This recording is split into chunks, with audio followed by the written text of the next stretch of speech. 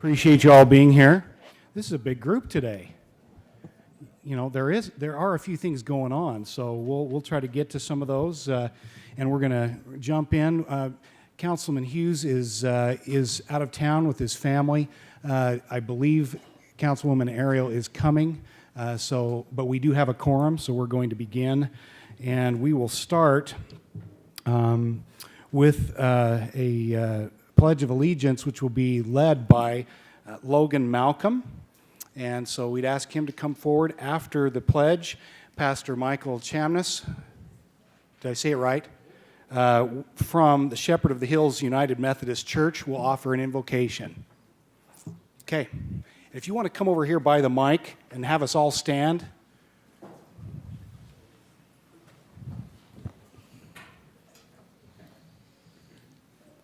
Ready? Begin. I pledge allegiance to the flag of the United States of America and to the republic for which it stands, one nation, under God, indivisible, with liberty and justice for all. Thank you, Logan. Thank you, Logan. Let's join together. Let's seek the one who gives us life. Let's pray. Welcoming you into this place, oh God, we know that the day seems to be drawing to a close, but there's still much work to be done, and we ask that your presence descend upon us, that it open up the pathways that lead to a community that's filled with love, life, and, of course, the gifts of hope that come from the very heavens themselves. Help us this day to seek the wonders, to bring a spirit of conciliation, and to know that these wonderful people are working together to make our community not only one filled with potential and opportunity, but one that's filled with grace and peace. Be with us this day in the name of the one who gives us life. Amen. Amen. Thank you, Pastor. We appreciate you being here, and each member of the Interfaith Council that comes to provide an invocation at every meeting. Thank you again. Let's see. I need to mention, as you look at our agenda, the first thing on the agenda, which we're not quite ready to start the official agenda yet, is comments from the public. If there are those that would like to comment, we don't have a lot of time for that. We provide about 10, 15 minutes for that. But we ask you to fill out a comment form and get it to our recorder. Wave your hand, Christina. And so if you want to speak, if you're here to speak for something, please fill out that form. You do need to be a resident of the city of St. George. If you'll fill that out and get it to us, you could still do that at this time. So far, I only have one. Please. Okay, I just Michelle. wanted to make a quick comment before we started. Sunday was a glorious day at our home. We have a son who returned from his deployment in Iraq safely. And he's in Special Forces, and he made a comment to me yesterday, and he said, you know, Mom, serving in Afghanistan wearing a uniform, I was more protected than our police officers are in uniforms on the streets today in America. And I've had several emails, and I'm emotional because I have a son who's a police officer also. I've had several emails, people saying, what can we do? You can see those men and women in uniform and thank them for their service and thank them for protecting us. You can send them cards, you can send them letters. You can respect them. You can teach your children to respect them. When they leave their home in the morning, they're leaving their families and hoping that they return home at the end of their shift. Chief, Deputy Chief, we thank you and your department for what you do for this city. You keep us safe and you protect us. And I hope that each of us that believe in God will pray for their protection and safety. Pray for those officers' families who are mourning at this time, who have been killed senselessly. And start loving each other again, for crying out loud. And quit being so divided. So that's my 2 cents, but I would be amiss if I didn't thank our police officers for what they do from the bottom of my heart, and I know each one of us, thank you. Hear, hear.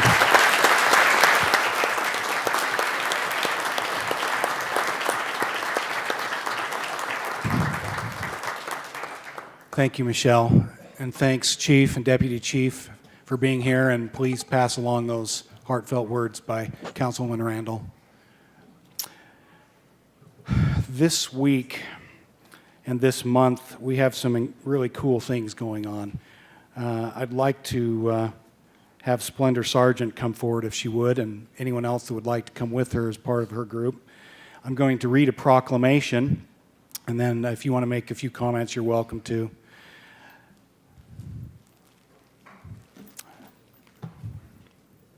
Whereas each day, millions of Americans take courageous steps toward recovery from alcohol and drug addiction, and whereas their examples reveal the transformative power of recovery, and whereas, although alcohol and drug addiction remains a serious challenge in our country, recovering addicts make steady progress each day, and whereas by observing Recovery Awareness Month by these ribbons, and the ribbons that are tied on the light poles down the boulevard and other places, we can honor and support those who have given everything to overcome addiction. Now, therefore, I, Jonathan T. Pike, Mayor of the City of St. George, Utah, do hereby proclaim the month of September as Recovery Awareness Month. And so I've signed this already, Council, and I'd like to present this to the three of you. And then again, if you want to make any statements, tell us a few things maybe that are going on. I'd appreciate that. Okay.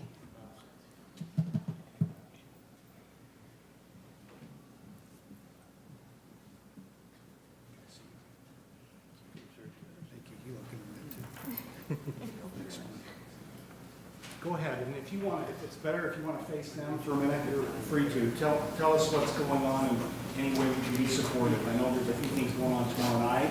Okay, So. yeah, awesome.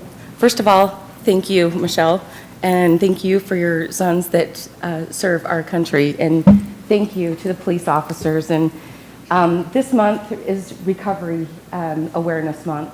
That we are trying to, with Therapia Addiction Healing Center, we obviously work with clients every day that struggle with addiction, and obviously it's very profound and it is growing, and sometimes it may be the cause of some of the violence that's happening in our world today.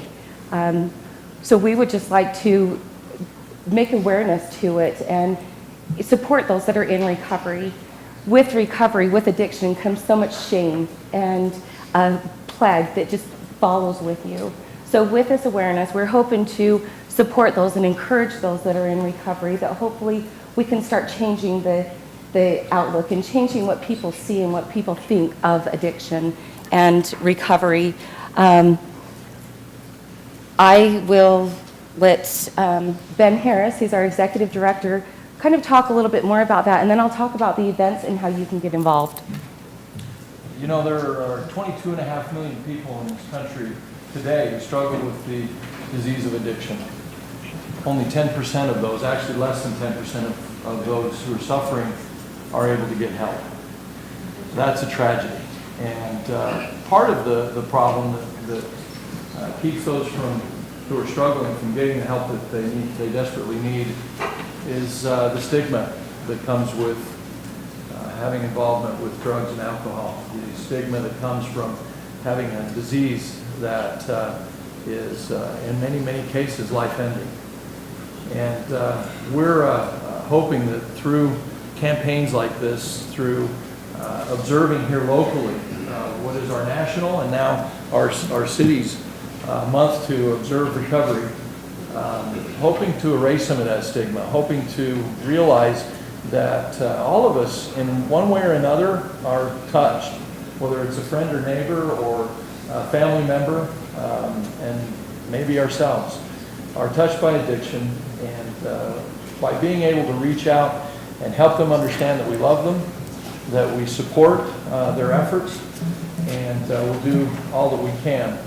Now, the other part that's a real struggle are those who can't afford to get those services that are needed, and that's why we have Charmaine here with us today. She represents Recovery Outreach, which is a local nonprofit foundation that is pulling together services and funds. I'll let her explain that for a minute. Thank you. Recovery Outreach has been in the community since 2011, actually. There are multiple resources in the community and years of professional services that have realized there's a greater need. So we've united and come together and formed a peer mentoring support program. We also assist with any financial needs for anybody that is seeking recovery for any addiction. Basically, if you look around everyone in the room, everyone's different. Everyone's had a different background, a different upbringing, different experiences. And we are able to be teachers and leaders to some facet. We know with this certification of our peer mentoring specialists that we are able to lift people, to teach people that are in need. And so we understand that we want to give them direction. We want to give them that hope. It is a daily struggle. It is a shame factor, but we want to alleviate those burdens and find hope and give hope and make sure that people sustain recovery. So we're thankful for the opportunity to work with such great people in the community. It's a blessing. Thank you. So how you can help, how you can get involved, if you haven't noticed the lights, street posts down Main Street, Center Street, they are red, and the city has been so awesome to help us and support us in that. So we're turning the town red. We have red light bulbs that we're selling. We're selling them at Therapia Addiction Healing Center, Cherry Creek Radio, and Wilkinson Lighting. There's red ribbons. I've brought ribbons here for all the city council, and I'm asking them, all city officials, to please wear the ribbons in support of the Red for Recovery. So you can purchase a red ribbon. Tomorrow night, the George Street Fest is going to be all about our campaign, My Name Is. We're going to have a red block of all treatment centers in St. George area. So we've got the George Fest tomorrow night that starts from 6 to 10. We've also got a recovery, we've got a mud run that Charmaine has been working so hard to put together at Staley Farm, which will be September 12th. We have Recovery Days in the Park that's put on by Southwest Center that we have teamed up with them. We will be launching red balloons. And so there's all kinds of stuff. You can go onto our website at therapia.net for more information. And if you watched any of the news stations, every single one of them in the state came down and supported us and did some coverage on our ribbon cutting. So you can go onto the news, any of the news outlets, St. George News, they've all got the information there. But thank you very much. And thank you so much to Mayor Pike and the City Council for supporting us in this. Thank you. Thank you. And here's your ribbons. I'll just leave thank them. you. Yeah, we can all stand to have those ribbons. That'd be wonderful for the whole month. And I've got two, so I've got one on each coat. So we're good. So sorry, but he's got his on. Yeah, Joe, Very you're good. lucky you've got yours on. There was a really nice event. When was that? Tuesday, and great coverage by the media. We appreciate the local and statewide media that was there. As was indicated, some great stories shared by some very brave, people who are recovering or have recovered.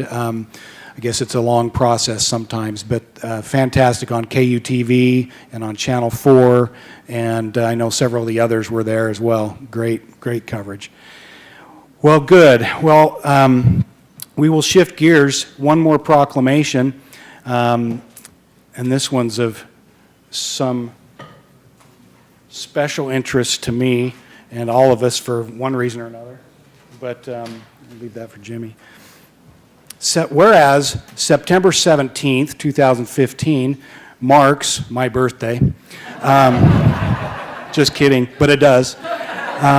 But it's not the 228th anniversary of the drafting of the Constitution of the United States. My birthday is not that old. And whereas it is fitting and proper to accord official recognition to this magnificent document and its memorable anniversary and to the patriotic celebrations which will commemorate the occasion, and whereas Public Law 915 guarantees the issuing of a proclamation each year by the President of the United States of America designating September 17th through the 23rd as Constitution Week, now, therefore, I, Jonathan T. Pike, Mayor of the City of St. George, Utah, do hereby proclaim the week of September 17th through the 23rd as Constitution Week in the City of St. George, and ask our citizens to reaffirm the ideals the framers of the Constitution had in 1787 by vigilantly protecting the freedoms guaranteed to us through this guardian of our liberties, remembering that lost rights may never be regained. So, we have with us, I believe, Betty Hertzfeld? Yes. Please come forward, and I'd love to present this to you. And again, if you'd like to make a comment, you're free to.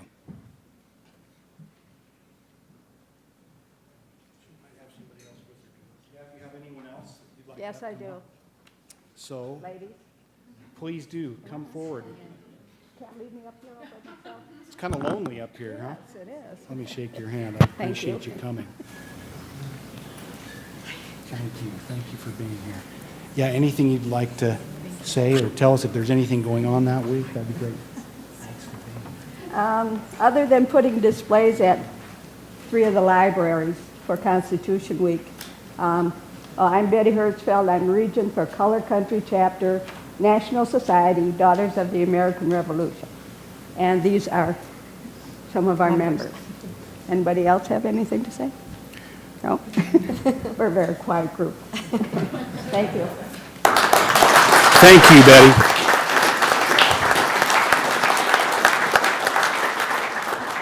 Thank you again, Betty, and to the all the members of the Daughters of the American Revolution for being here. We appreciate that and the reminder that it's a very important day and week.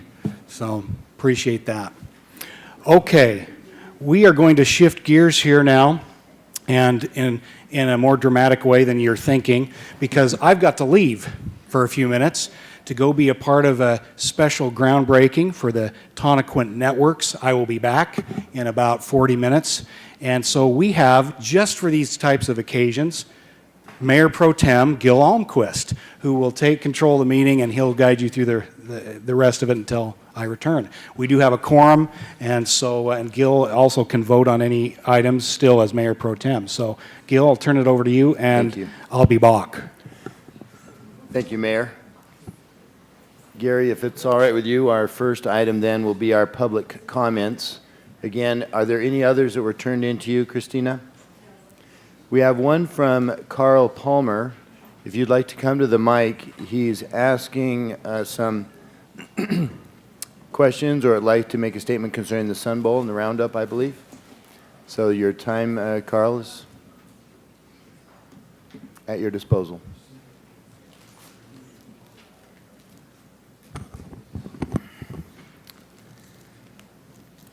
Good evening, ladies and gentlemen. I have abridged my remarks to hold this within 3 minutes, so I hope I'll have my 3 minutes.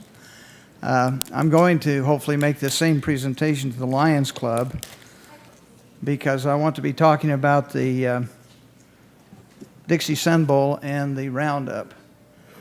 And I don't like what's happening, and I think there's a real opportunity, especially in the future, for the city. I don't know if I mentioned my name, did I? Carl Palmer.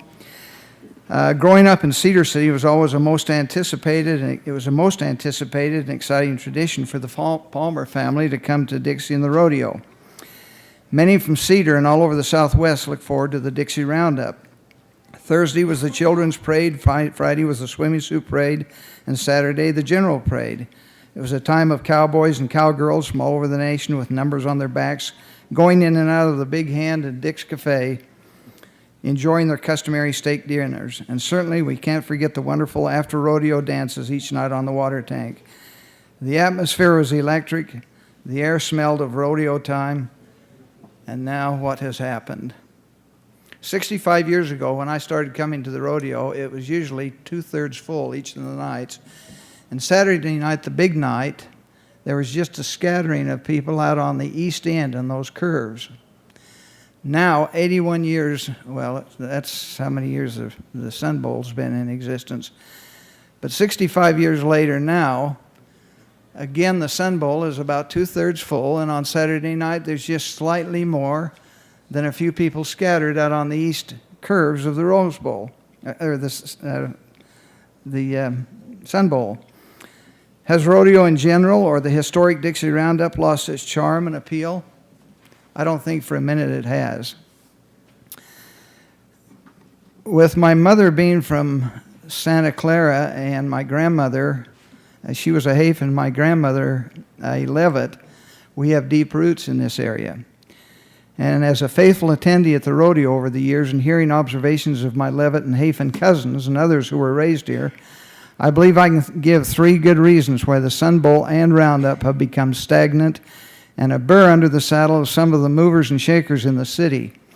And to citizens, the Sun Bowl and Roundup have degraded to nothing more than the same old stock contractor and announcer, the same old hot dogs and soda served in a hot, dusty, uncomfortable place reeking of obsolescence and wonderful times of yesteryear.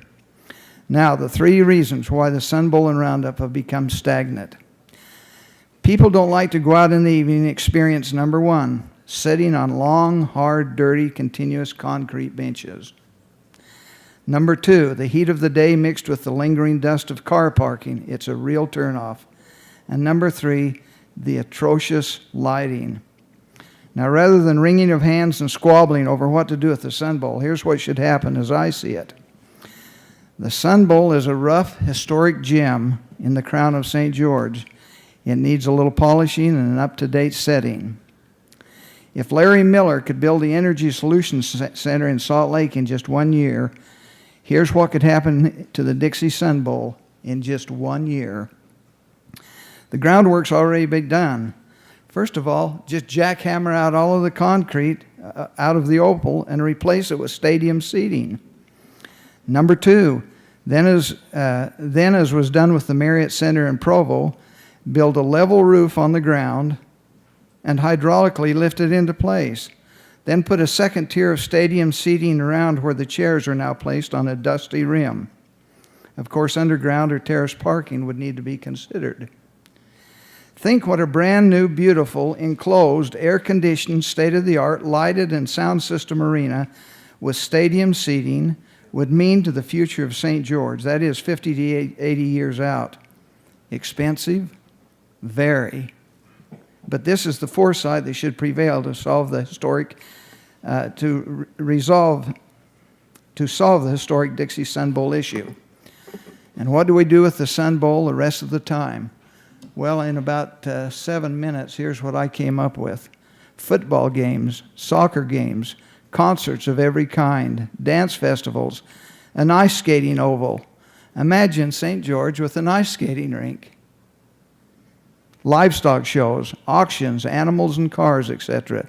Demolition derbies, motocross racing, car shows, conventions on the grass in an air-conditioned, well-lighted environment, swap meets, PRCA bull riding, track and field events. There's probably hundreds more, yes, and it will take years to pay off the debt. But like a home, what do we have in the end? A real showplace downtown risen out of the ashes of an outdated, obsolete hole in the ground. Something that St. George could really be proud of. Now, I put together just a possibility here.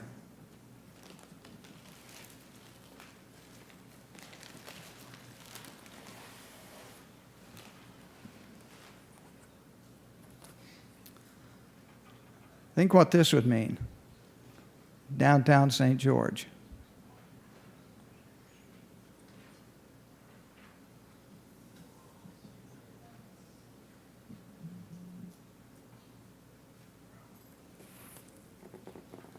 I've left room on top of the Dixie Sun Bowl because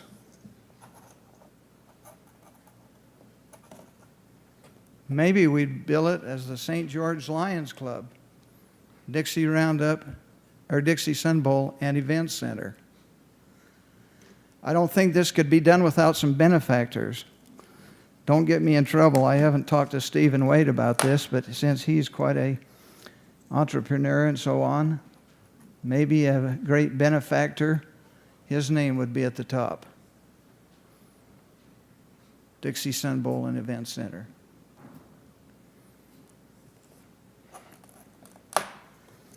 That concludes my presentation. I just wanted to put the idea out that's, like I say, I want to make this presentation to the Lions Club, but I think it's the kind of thing that people ought to be thinking about in the future, because it's something that would be a real gem a real jewel in the crown of St. George, and certainly ought to be considered. Thank you.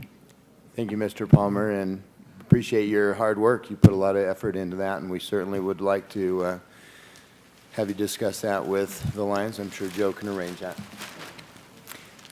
Thank you for your time. All right, our next agenda item deals with those who've come here for arts and the awards and various opportunities to expand your talents. I believe Gary Sanders is taking over, or who is it? Alicia? Okay, please come forward. Thank you again, Mr. Palmer. Yeah, thank you. Speak into the mic, Alicia, and we'll Sure thing. follow your lead. All right. My name is Alicia Burton. I am the current chair for the St. George Arts Commission. We have several of our members here, if they would mind standing briefly. JJ. Rob. Yeah.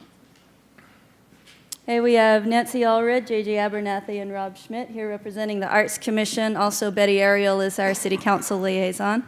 We do appreciate the opportunity that we have to make these recommendations every year. When I look at what's coming up in the next year, it's always exciting to see what everyone has planned. I added up our audience numbers, and we've got, it looked like over close to 350,000 people in chairs this year. If we count everybody 5 times, that's over 70,000 people that are participating in the arts. So we've got a good chunk.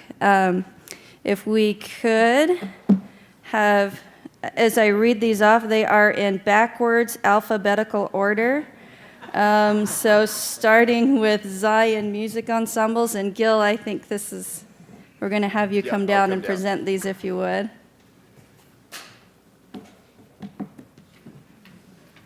Okay, any representatives for Zions? Zion Music Ensemble.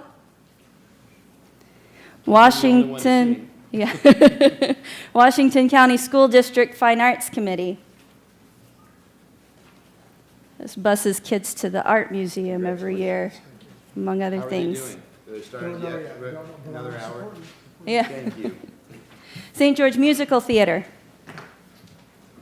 Bruce? Well deserving. Appreciate it. Thank you.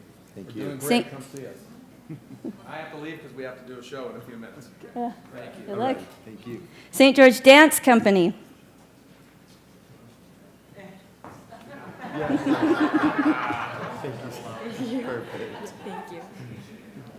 St. George Book Festival. Way to go. Way to go. Congratulations. Thank you. Oh, are you part of that? Southwest Symphony Orchestra. Yeah, there we go. Thank you. Do you have any others? No. You can just stay up here. We'll have you come up every time we don't have another rep. Southern Utah Songwriters Association. Songwriters Association? They're out singing songs. Southern Utah Heritage Choir.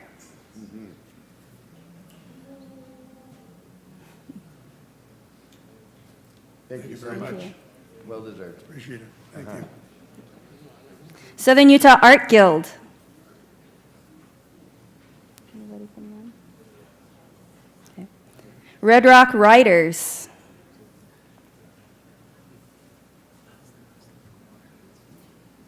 Thank you. Enjoy it. Lieto.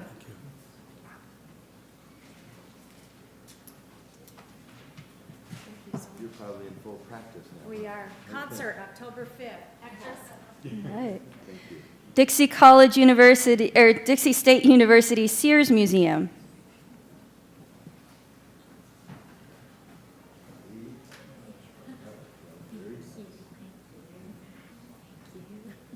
Dixie Watercolor Society.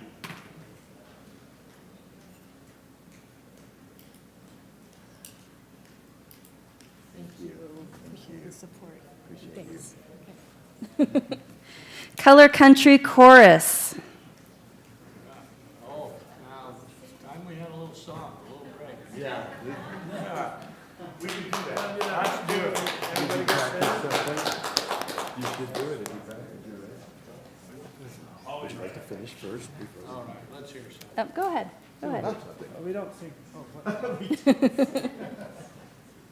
The joke depends on how you do. Go ahead and join me.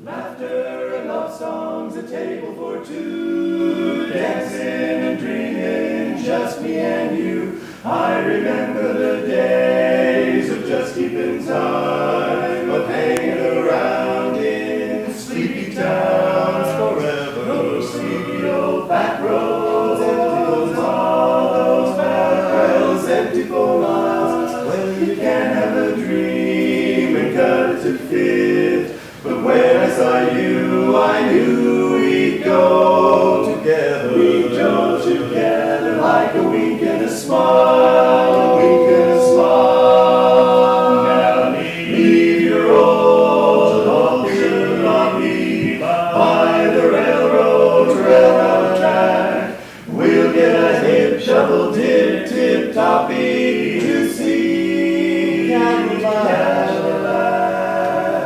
So you can rev up and don't go too slow. It's only green lights and all rights. Let's go together. Here we go with a wink and a smile, a wink and a smile. Now my heart hears music, music, such a simple, simple song. Sing it again, the notes never end. This is where I belong. Just the sound of your voice, the light in your eyes. We're so far away from yesterday. Together, you and me together with a wink and a smile, a wink and a smile. We go together like a wink and a smile. We go together like a wink and a smile.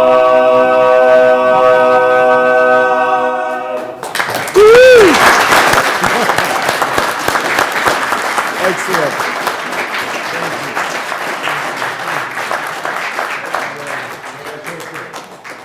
Hey, we do have just a few more. Great. Okay, Celebrity Concert Series. Okay. Arts to Zion Studio Tour. While we're on the subject of September 17th, it's going to kick off the first St. George Art and Studio Tour with the third Thursday at the Art Museum, Art on Main on Friday, and Sculpture and Studio Tours on Saturday. So on to new and great things. Congratulations. Art on Main. And Art Around the Corner.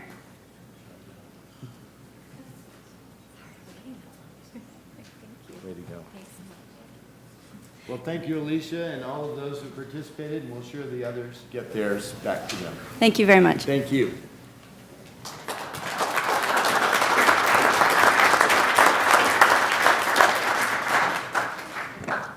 It's a vital part of our community. I don't think there's a single night that someone couldn't find something to do, especially a weekend, where they couldn't enjoy some of this talent. Thank you again. Gail, we might note that Please. to give, we had a tremendous amount more requests, so. Right. Well, But I only say that just to say that art the arts are alive and well in this city, and it's very, very exciting. Would you also give us a little update, Betty, for the grand opening of the Electric Theater and the venue next door? Can you please give us a little update there, what happened this past week? Thank you. I know that there were a lot of you that were there, but I'm still just tingling over that event, and I went back several times just to stand in the building. It's really a special place. It's not that it is more important maybe than all of the other venues that we have and places that we do art in the city, but I felt like there were a lot of people there that might have been ghosts. Yes. And it was quite haunted by the folks that worked so hard in the beginning to make art important, and music and dance and theater and visual arts in this community. And they all came because it was a fun event, and they were just proud of us for doing it, and I really believe that. But it was, the showing of the Electric Horseman was like a trip in the past. Just how our mores have changed from what we allow in a movie now. It was really interesting to see what they did, what we watched back then and thought was fine, and now it's very interesting. But people really enjoyed it. It was a great time, and wonderful talent. We heard Gary give an impassioned art speech, which Yes. I don't know. That was worth the whole ticket price, which was free, by the way. Well, it was good. Thank you. I'd like to say something about something. Okay, Joe?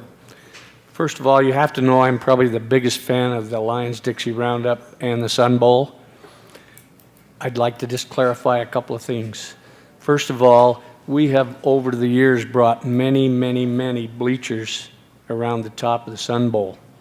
Our attendance is not down. Our attendance is incredible. And if all those teenagers who walk around the top, boys looking for girls, girls looking for boys, ever want to sit down, we're in trouble. But we have great attendance. Not that I wouldn't love to see a wonderful, modern facility for us to use for other things also. But in case any of you get a chance to see the Lions International magazine for September, there's an article in there about the St. George Lions and the Roundup and building the Sun Bowl, and it's gone worldwide. So another reason St. George is famous. Well, thank you, Joe, and you're right. Appreciate it, and hope everyone can attend. Okay, anything else before we start, Gary? Nope. Okay, our financial report. Okay, you should have in your agenda packet the financial report for July. That's the first month of the budget year, so there's not much there to show any trends or anything that we're concerned about at this point in time. So, like I say, early in the year. Okay. Any questions on the financial report for July 2015 from the council? Can we have a motion? I will make a motion to approve the July 2015 financial report. Second. Motion and a second. Questions on the motion? All in favor say aye. Aye. Aye. Any opposed? Obviously, we're here. Okay. Okay, we have several bid openings that, the first is a bid opening for Cobra Lights and light structures and photo cells. This is a blanket purchase that we do every fiscal year. I'll let Connie present the details. You should have a copy of those in your packet. Okay, this year we bid this out, and Electrical Wholesale Supply, who's a local vendor, came in at the low price. So we'd like to recommend award to them. Their bid price was $156,740. And this is for 400 each of the Cobra Head light fixtures and the photo cells that go with it. And of course, this is a light fixture we're transitioning to Yes. for cost savings as Yes. well as better lighting, et cetera, throughout the We'll be city. replacing everything. Well, eventually, through we'll the get them city. all. Yes. Okay, so we have a bid award recommendation as well as a cost. Any questions for Connie? And it came in under budget. Yes, it did. So I will approve the bid to Electrical Wholesale Supply for the Cobra Head LED lights in the amount of $156,740. Second. Motion and a second. All in favor, say aye. Aye. Any opposed? Next item is a bid opening, or a bid award for 2 pickups in the Land Energy Services Department that are in your current budget. I think St. George Ford was the local low bidder, or the low bidder in total, so you can see the amount is $58,406, which is in budget. Okay. Motion? I move that we give the bid to St. George Ford for vehicles. He was the lowest bidder at $58,405.06 Second. Motion and a second. All in favor, say aye. Aye. Thank you. Passes. Okay, the next item is our annual award for purchase of fuel. This is a bulk fuel purchase order for $1,500,000. The actual cost to the city, unleaded fuel would be $2.38.2. Diesel would be $1.59.4, which are down almost 62 cents on unleaded from last year, and almost over $1.50 from diesel. So that's the recommendation is to award that bid to Overland Petroleum. Anything I missed on that one, Connie? Nope, I think you got it. So Gary, can a family with a bunch of teenagers driving, can they get that same price from Overland? I'm sorry, they have to pay the taxes, so that adds up to it. Okay. Joe? Just a question, the 1,500,000 is the maximum, or we just go by the price and? Well, that's what we estimated our Okay. usage based on last year and the Okay. fleet that we have this year, so. And So so we're- that might give us a little bit of flexibility in our budgets, because Yeah. our budgets were Based on figured higher on higher price. prices, so. Awesome. It should be pretty close to that, Yeah. though. Okay. Okay. Well, very good. Can we have a motion to that effect? Motion to, go ahead. No. Motion to approve the bid for the bulk fuel from Overland Petroleum in the amount of $1,500,000. Second. Motion and a second on that bid award. All in favor, say aye. Aye. Any opposed? Thank you, Connie. Okay, the next item is our annual slurry seal project, to seal those streets that might need this application. It's part of our overall pavement management program, and I think, Connie, you can, I think, give them the details if they would like. M&M Asphalt Services is the apparent low bidder. Right, we had 3 bidders come to the bid opening and submitted their bids, and of them, M&M Asphalt came in with a low bid of $160,520. Which Okay. is 25% less than the bid last year. So that's a good thing. That's Reflective of the excellent fuel also. prices. Any questions? No, I move that we award the bid to M&M Asphalt Services for our annual slurry seal project at the cost of $160,520.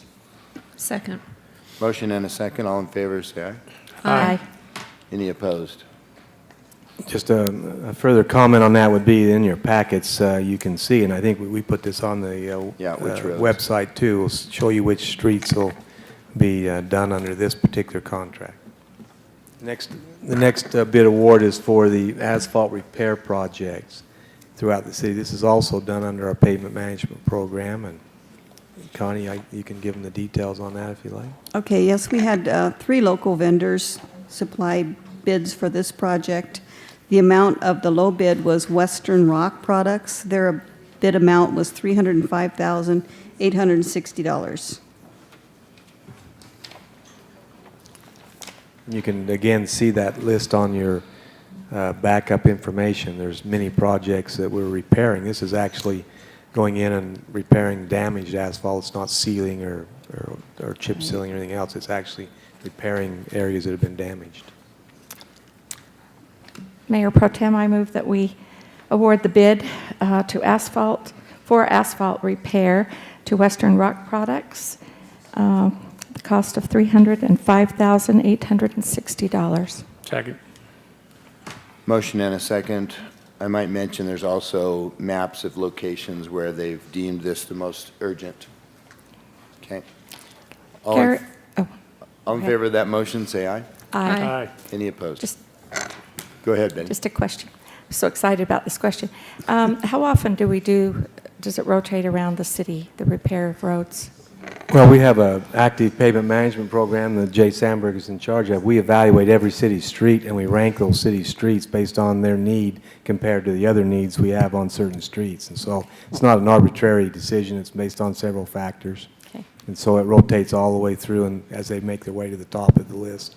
If we had enough money, we'd do them all in 1 year, but we have to dole out what we can.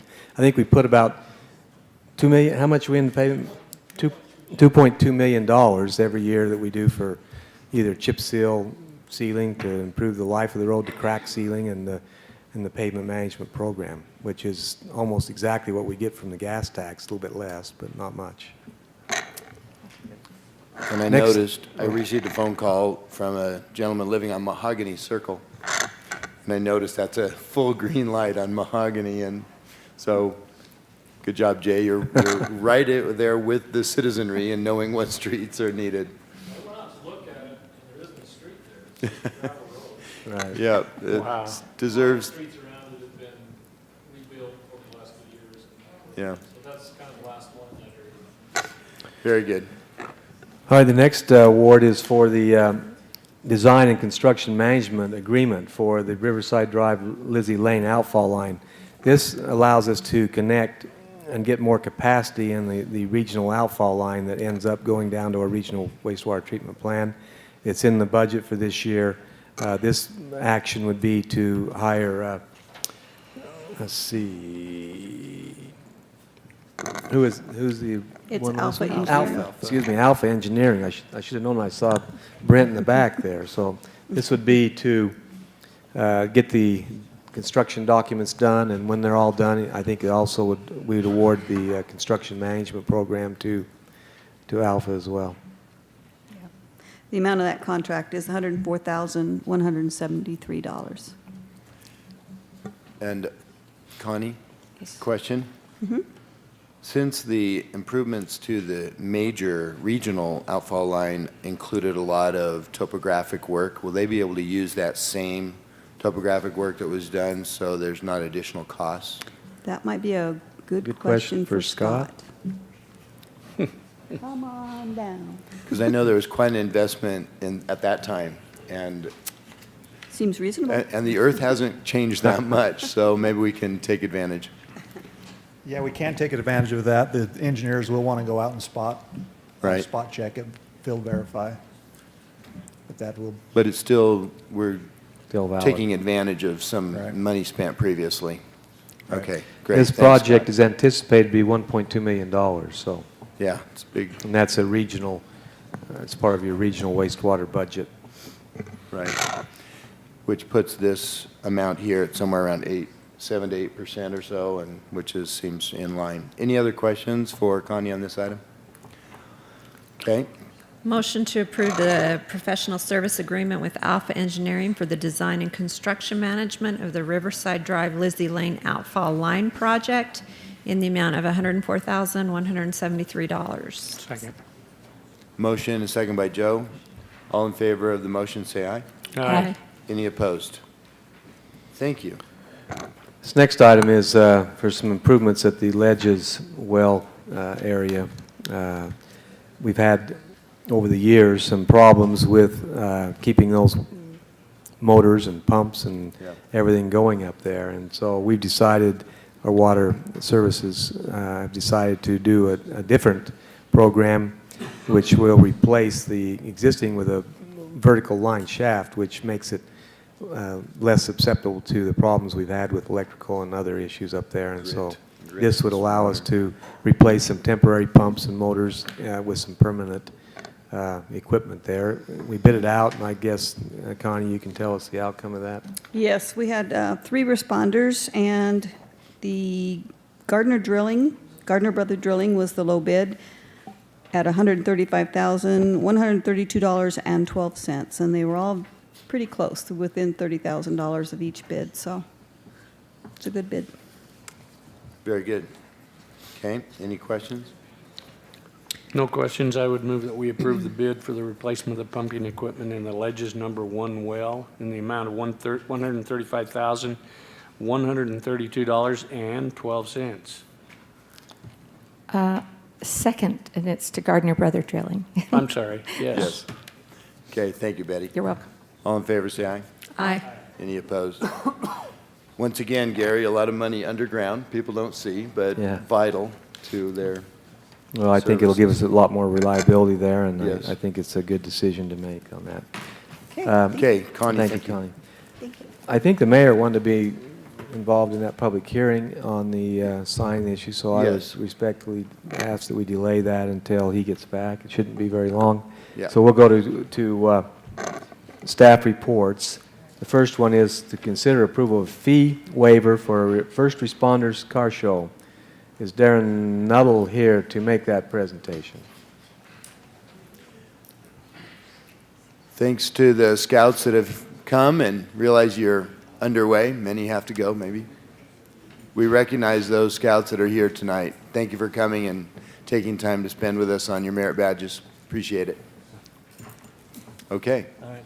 I'm Darren Nuttall. This is Bonnie Webb. And Paul, what's your last name? Kyle, sorry. I've only met him once, and Paul is the other. Okay. I'm with Desert Sports Management, and Bonnie is with the Southern Utah Autism Support Group. And what we've done is come together to put a first responders appreciation car show. And what we've also added to it is a all abilities walk, which Bonnie will talk about that. What we wanted to do is come together and I appreciate your thoughts earlier, is to show appreciation for our first responders. And so we brought it, we're at Town Square Park, in the parking lot by the school district and across from the parking for the courthouse. We are putting a car show together. And what we've done is invited all the first responders to come in, bring their vehicles, and be part of the public. October is Burn and Fire Prevention Month, and so we're working with that to help the kids know more about that. But one of the things that we've come to do is we are making this a fundraiser for Project Lifesaver. Police Chief Stratton is really a proponent for this, and Detective Derek Lewis is his point man, and we've been working with him that we could raise money for Project Lifesaver. And what Project Lifesaver is a band, it's a tracking device. It is not a GPS. It is out for autism, Alzheimer's, for anybody who walks off, who, you know, we've had cases where they've walked off and we don't know. Mom could call the police. They can put on their track, and they can actually track it. It can go under buildings, in the water, where GPS, bad weather, we lose it. So this is a project that we're trying to get out in the community so that they know what's going on, and so we can find those. I know an example, about a month and a half ago over in Ivans, an older gentleman walked off. They couldn't find him for 3 hours. When they found him, he had passed away. This helped minimize those things. And so there's a lot of stories that we could talk about. But the idea is that we're going to bring in about 200 classic cars, bring in some vendors, and we want to raise money for Project Lifesaver. And the All Abilities Walk is also working to raise money. And I'll let her talk about her part. Hi. So again, I'm president of Southern Utah Autism Support Group, and we provide support and resources for families of individuals with autism spectrum disorders and then related behavioral conditions. So we help those families who also have Down syndrome in their family and other genetic disorders, ADHD, things like that. So this All Abilities Walk, we actually wanted to open it up to all abilities. especially as with Project Lifesaver, it helps kids with Down syndrome as well. So we thought it would be good to actually open it up for all abilities and hold this walk alongside with the First Responders Car Show. So our idea of what we want to do for our walk is to take Town Square Park, and we're going to do just a short walk around the 2 large grassy areas of that park. And with that cut in the middle of the 2 grassy areas, it'd be great for those who are in walkers who can't walk very far. And then we're just going to walk around, and it's just going to help raise awareness of all abilities, but then also raise funds for Project Lifesaver. Wonderful. Thank you. What time does the walk start? Yes. It's going to be Halloween Day, and the walk is actually going to start at 10 a.m. and registration will be at 9, and we'll close everything at 2. And we're looking at doing different carnival games for the kids. We're going to have booths of different service providers, resources to help those families understand what is available in the community for all abilities. So, Wonderful. and we spoke with Mayor Pike before, and he volunteered to walk with the kids and also say a few words at the beginning, so we're so excited to have him there. It'll be great. Well, thank you. And it is true that it seems like every week the news has someone that's walked off, a young kid, whether they are autistic or simply have a tendency towards that. Is the device that can go on the wrist, is it something they can remove easily, or that's... I have 4 kids with autism. It's genetic in our Well, kids. bless your heart. And 2 of my kids wander. My oldest son is a very big wanderer. He actually elopes, which means he runs. And, that's one of the things that they had thought out with the project is, the sensory issues. Are they going to like it on their wrist? Are they going to like it on their ankle? And they've made these so they're not easy to remove. And it's just genius. And it's a project that I fully support. And my family, we looked into all different things to help my son with his elopement issues. And this project is the one that I just fully support. And we've had our scares too. And I get emotional because, this is my life. And just looking out for my kids. And sorry, we used to live out in Laverkin and, next to all the cliff sites. And we had to relocate because of my son. So, yeah, We it's understand. an important project. Well, you make us all teary-eyed because we know how we love our kids. Gary, how can we help them broadcast this? Can we get it on our marquees, on the website? We sure can, because we're a part sponsor with the chief and with the first responders, and you saw the letters from our chief and also both chiefs, the blue chief and the red chief, I guess we call them. So, but they fully support us. It's an unbelievable program, and so I guess if a 2010 black Camaro would be considered classic, I'll put mine in. So. Driver is right. Well, certainly we'll we put could it put it to on the marquee out at the, out at the corner of St. George Boulevard and Bluff, and also out to the, I'm sure the hospital would allow them to do that Right. since we're sponsors as far as their marquee, and even try to put the link on our website would also be something we could do. Well, and for them to help get their energy out, which sometimes is always important. Gary and others have masterminded the All Abilities Park, which is coming. And I actually wanted to ask, is it fenced? We had some questions on that, and well, there'll be secure. There'll be a secure area, because we understand that those some of those folks have a tendency to leave the site, and especially with Dixie Drive being right there, we're concerned about that as well. So we're still working on what kind of fence or how we can prohibit that from happening and leaving the site. So we've got that under design or under trying to figure it out. So. And we want to protect the park from the outside in Right. as well. Right. So, Yeah, for sure. very good. Thank you. All right. Consider that approval.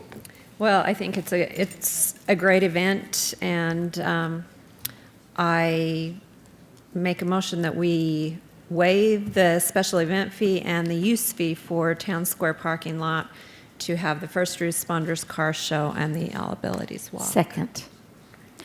Okay. Motion and a second. All in favor of the motion, say aye. Aye. Wonderful. say anything, so- Wonderful. Hey, great. It was pretty fun about 3 weeks ago. The mayor asked for everyone in favor of something to say aye.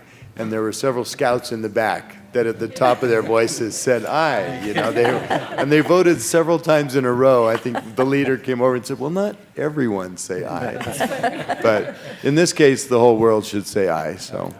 Thank you. Thank you. Appreciate it very much. Yeah. I've got some cards for you. The next item is a request for a fee waiver and a special event permit for the use of the Cottonwood Cove Park, the Utah Foster Care barbecue event. So whoever is here to present that, you can come up.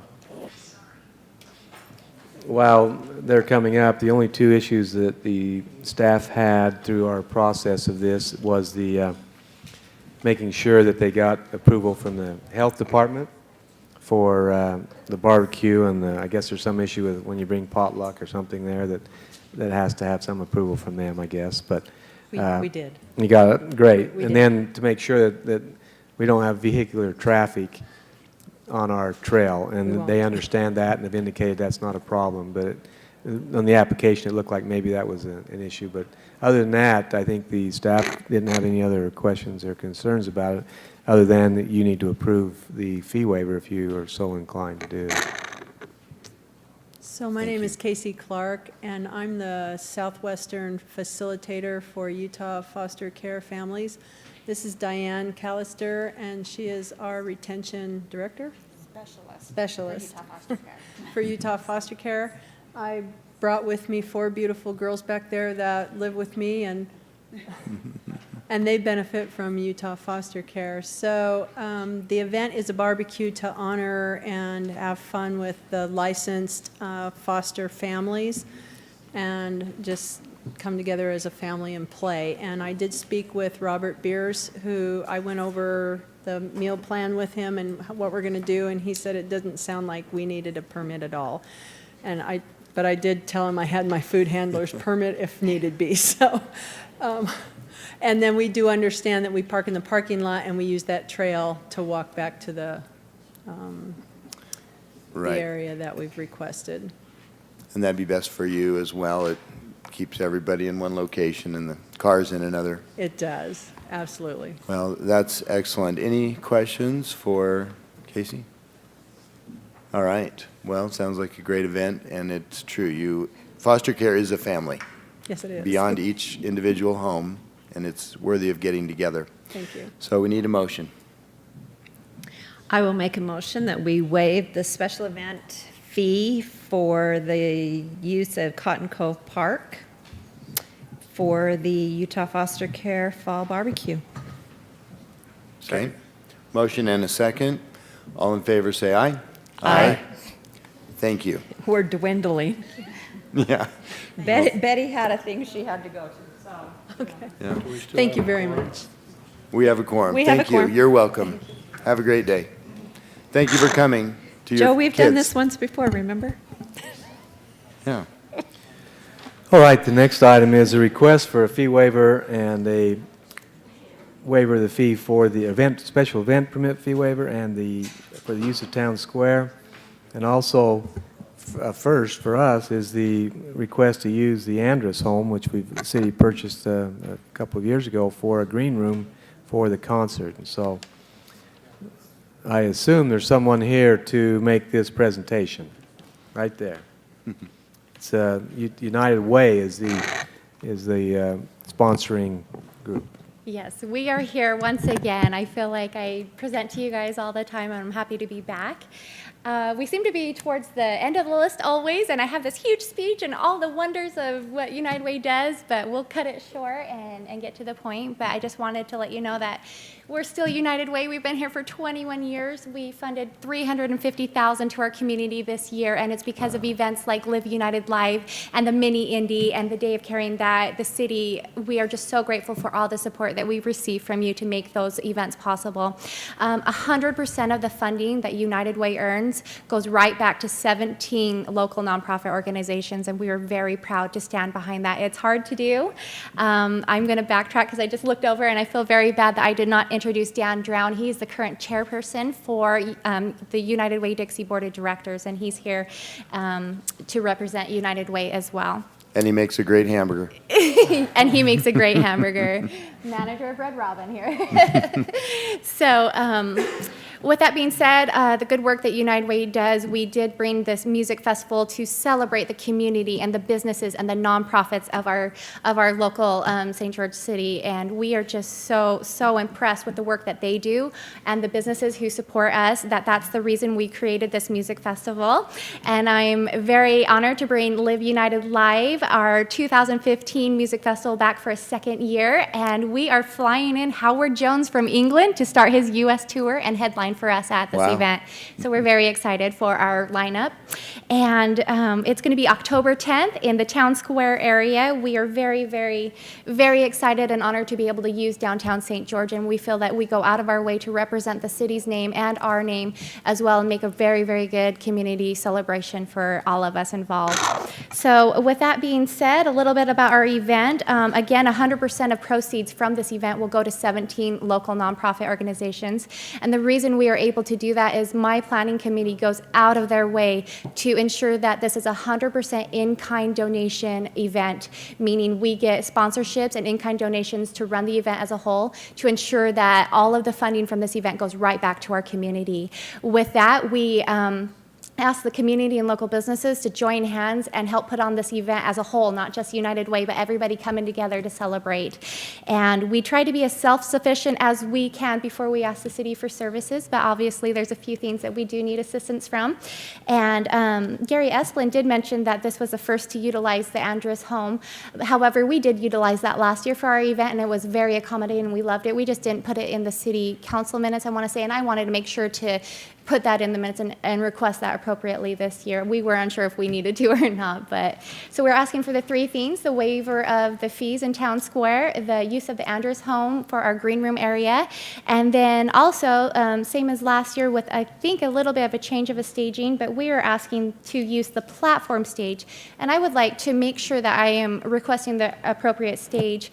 We have gone out of our way to utilize all of the staging here in St. George that we are able to. We partner with Tuacahn to bring in their grand stage for our main stage, and then St. George Fund to do the base of the stage. And so we have partnered with them, and we're so honored to have that partnership, because that's a $250,000 stage, and we're honored to build that with them. However, we have two staging areas, and we're unable to rent another stage because we've utilized all of them that I know of here. So we would like to request the use of one of the smaller stages. From my understanding, and I want to be sure that I'm requesting the right one, it is not the one that you guys utilize for George Fest. It is the smaller one that is used for the Vernon Worthen Park Monday nights. Is called the platform stage. Is that accurate? So that Right, it's not. We have a couple of stages, and it's not the one that we normally have the issues with on the big events. So we just need the smaller stage for our stage too. I just wanted to make sure I was requesting the right one, and that we have, try to be as self-sufficient as we could with the Tuacahn stage. So those are our requests. Okay. Well, Joe didn't win the car last year, so he might not make the motion or anything. Isn't it the ball drop? Isn't this the one associated with the ball? Yeah. Yes. This year we have a convertible Volkswagen Bug. Beetle to Really? win on site. It's adorable. And I want to also remind you that all of the funds that are excused in this meeting go back to the community, straight to our 17 charities, and help us raise the money to do so. Thank you, Dan. Okay. Any questions? No, I think it was a success last year, and Despite the weather. yeah. It'll be better weather this year. Yeah. Shh. I have to add on that comment though, because there seems to be, starting with our event at Jinx in St. George, that you just run a music festival and it rains. Have you been to George Fest? Yes. I'm expecting it to pour tomorrow. So we are going. You guys to do something about that. We purchased rain insurance, just so you guys know, and we are going to start to just distinguish that away from our city, because we are not going to have rain this year, even though it's in October.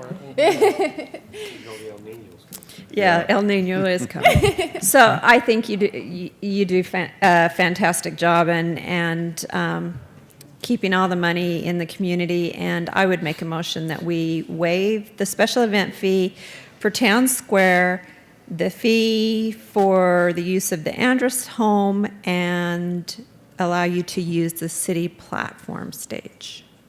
I would second that with the comment that we need all the rain we can get in the desert. So I hope it doesn't rain that day, but it'll be okay if we get more water. There we So go. I second that. Thank you. Motion and a second. All in favor, say aye. Aye. Thank you, council, Thanks. so much. Thank you. Uh-huh. Have a good night. Next item is a request from the St. George Musical Theater to use and a fee waiver for them to use the social hall for a fundraising activity. I didn't write down the date, but is there It anybody is here November representing 7th. St. George Musical Theater? Gary? Oh, sorry, you are. No, Bruce had to leave, Bruce Bennett, because they are performing tonight. But that event is Saturday, November 7th. It's right. their only fundraiser they have during the year. Kind of a high-end dinner and then performance at the Opera House. And so that's what it is. Okay. Right, and they'd like to move over to the social hall. Well, they have to the give dinner more at room. the social hall and Yeah. then, yeah. Give them the room to have that, and then. Right. Okay. All right. Motion to that effect?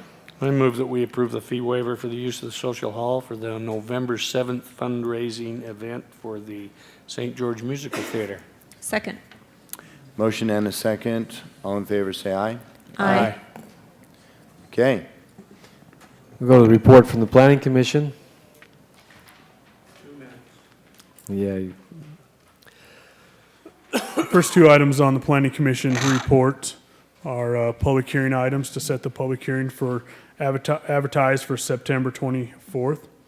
The first one, 1A, is consider a general plan amendment from E, employment, and MDR, medium density residential, to MHDR, medium high density residential, on approximately 51.95 acres. The property is generally located at approximately 1280 west, 4700 south, southeast of the intersection of Sun River Parkway and Arrowhead Canyon Drive. The owner is Sitla, and Mr. Kyle Paisley is the agent. The applicant is Sun River St. George Development, LC, and representative is Mr. Scott McCall. The next public hearing to be set, 1B, consider a zone change amendment request to allow the use of a small commercial showroom for a pottery sales business and to continue the use of two existing residents. The property is located at 95 South, 200 East, and the owner is Miss Twyla Abrams. And those are the two. Okay. Can we have a motion to set those public hearings? Motion to set those public hearings for September 24th, 2015. Second. Motion and a second. All in favor, say aye. Aye. Yeah, aye. Any opposed? Okay. Wes? Steady hand, Wes.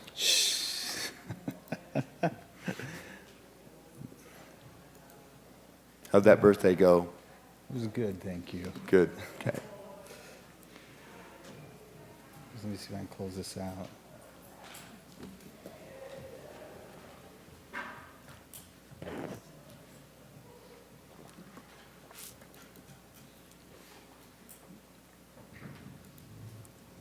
Okay, item 2 from the Planning Commission report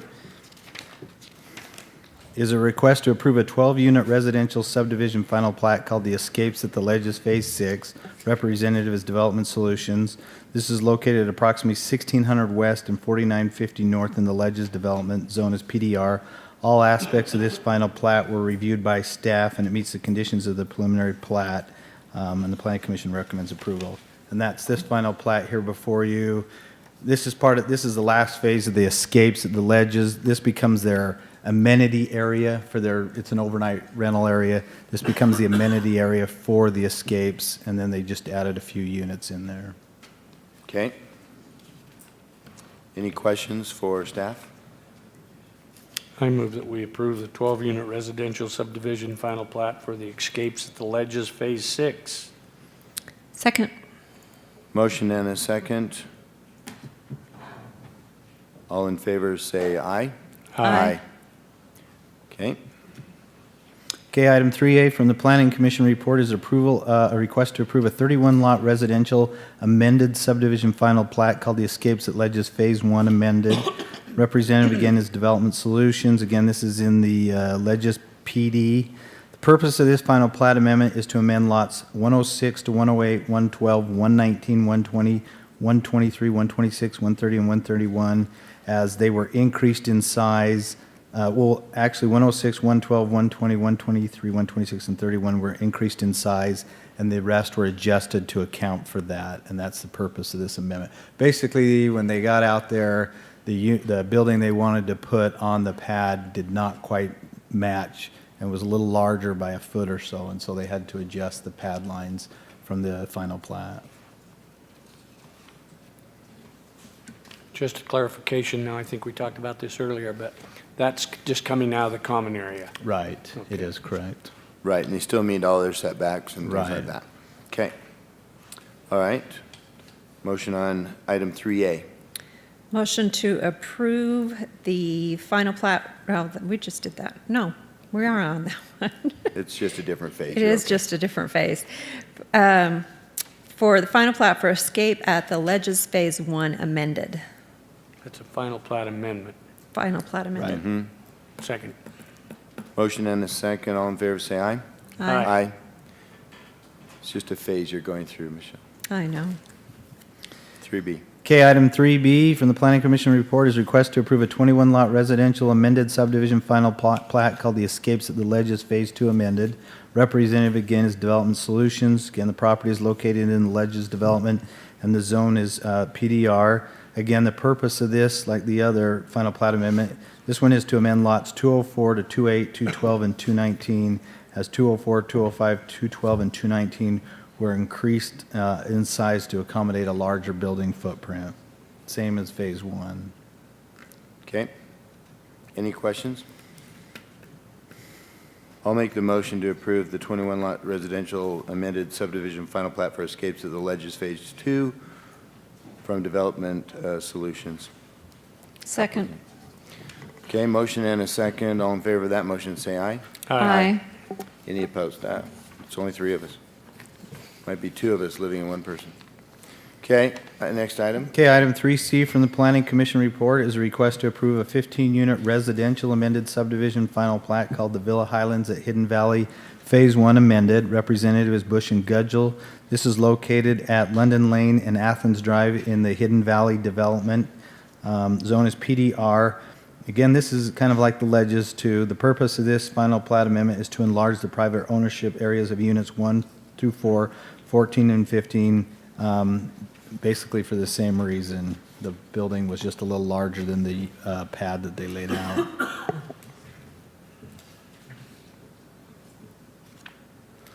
I Okay. would move that we approve the 15-unit residential amended subdivision final plat for the Villa Highlands at Hidden Valley Phase 1 amended.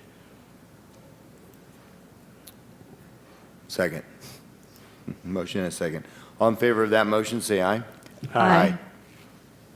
Okay, item 4 is a request to approve a preliminary plat for 60 additional condominium units in a residential subdivision called Sienna Park Condos at Stonebridge.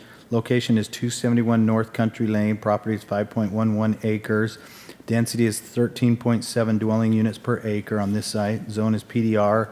General plan shows this is LDR. This plat is part of the Stonebridge plan development and therefore is surrounded by that PDR. Applicant is Sienna Point, representative is Rosenberg Associates. So there are already 10 units right down here in the bottom. So this is Country Lane right here. You can see up here on the map where it's located. Anyways, this is Country Lane right here. These units have been already constructed, so this is the additional 60 units. In 2005, they amended this part of the zone, this phase of the zone, or whatever you want to call it. And basically, it was approved at that time that this one unit, these are proposed three-story buildings.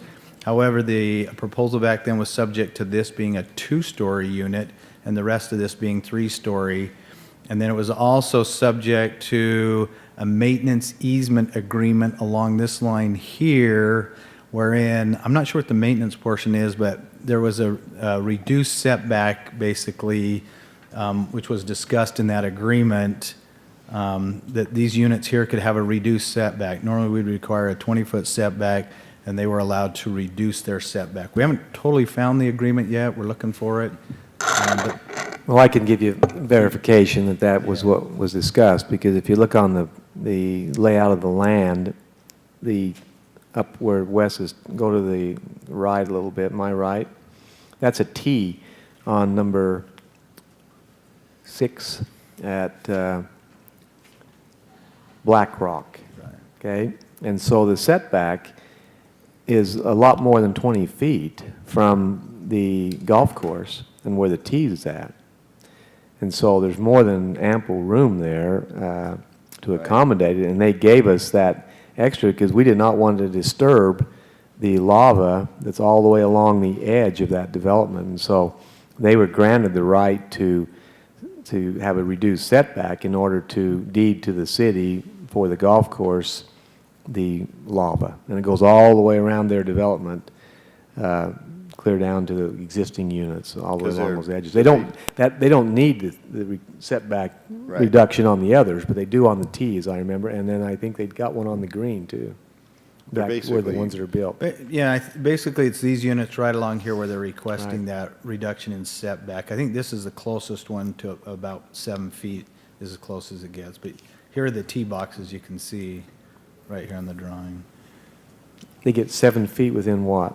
Within the property line. But again, it's like you Yeah, but the indicated. property line is way back Right. from the actual property line because of there's a big bunch of open space that's along that. And so, in theory, they could have kept that and, then not deeded that lava and put that into a conservation area and then met all the setback requirements. But that's how I remember it. I know Rick was one of the engineers on the golf course that when we built that. But we'll find the agreement, but that's why it was done that way.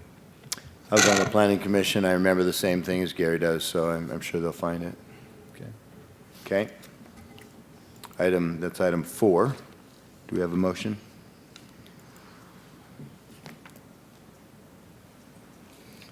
Motion to approve the preliminary plat for a 60-lot residential subdivision development, Sienna Park condominiums at Stonebridge. Motion and a second. All in favor, say aye. Aye. Any opposed? Gary, was that also that area where there was like the overnight zone overlay? So they could have the nightly I don't rental? think this one's in that zone. That's, I think, further to the south, or not Yeah. south. Maybe to the west. Yeah, southwest, west. Okay. This Okay. was just a townhouse development. They started the project and didn't get, they're two-story, most of them there, and they didn't get them finished, I guess, for a number of reasons, but. Okay, well, we note your other business. It looked like a long night, but I'm glad that you went through that for clarification and working through that, so thank you. Okay. Gary? Well, one other item of business, I guess, would be before the public hearing, would be the memorandum of understanding with the Washington County Drug Task Force. This is just an agreement to allow us to sign that county-wide agreement. And Officer Whitehead has been the one that's been in charge of that. If you've got any questions, we'll put the chief on the spot, but it's the same thing we've been doing in the past. I'm not sure if we increase the rates in this one or something to handle the rental in the basement, because now I think the drug task force is in our basement, are they not? keeping us safe. Not the basement here. Yeah, we're basement across the street at the Commons Building in the basement. This agreement basically designates the operation of the Drug Task Force, the agreement with the other jurisdictions. As you recall, St. George Police leads the Washington County Area Drug Task Force. We have a captain, lieutenant, a sergeant, and 3 detectives that participate in the Drug Task Force. The Sheriff's Office has 4 deputies, Hurricane has 1 officer, Washington has 1 officer, and Santa Clara Ivans has 1 officer as well. So this agreement just designates the operation of the Drug Task Force and the agreement with all these different agencies. It used to be we'd sign them without bringing them to the council, but now I think the attorneys have said we should have the approval of the mayor and council, so. Yeah, any overlapping jurisdictions and cooperative efforts ought to have this in place, so. Stay there for a second after the vote, if you would. Is there a motion to this effect? I would make a motion to approve that the mayor sign the updated Drug Task Force MOU. Second. Motion and a second. All in favor, say aye. Aye. We haven't heard of any marijuana grows or anything which the Drug Task Force was often out and tromping the hillsides to discover. What's your opinion on why? Go to Colorado now. Yeah, they drive to Yeah, Colorado. Exactly, that's it, we believe. They have looked, but we haven't seen any in the forests in Washington County and in this area, and we're happy about that. So Yes. if they've gone elsewhere, that's great. Okay, well, thank you, Chief.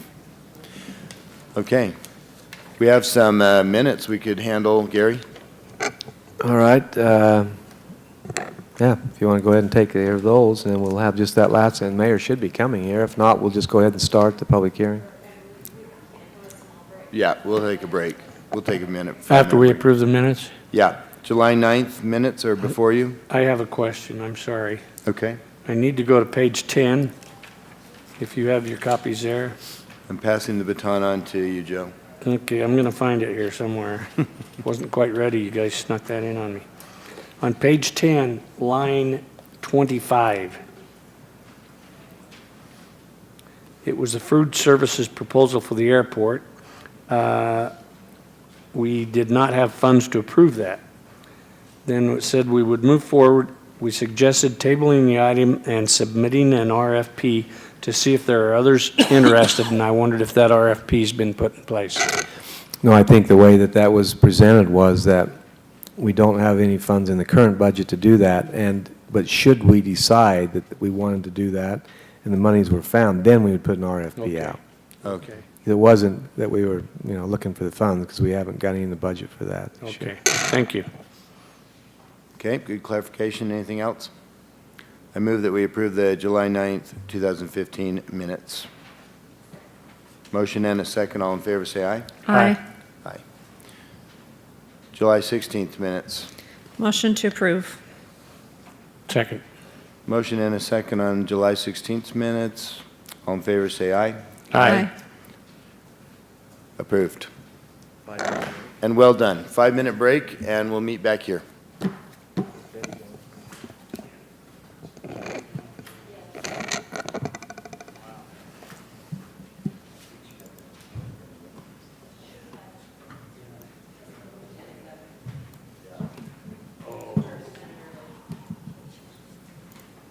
Sorry for those who are seeking a sign.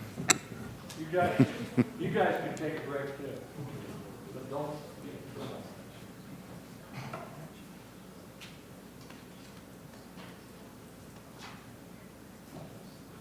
It's not bad.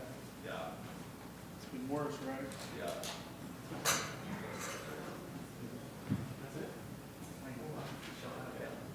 Was it?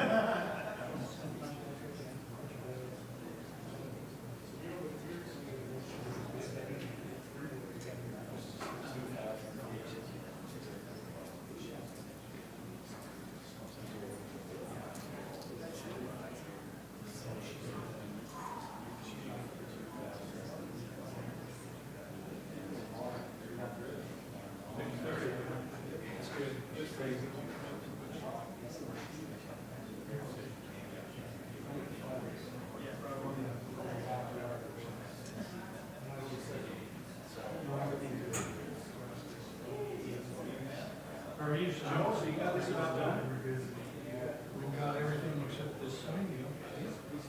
Yeah, well, I'm gonna get you out of here, you don't think so? Yeah, that's right.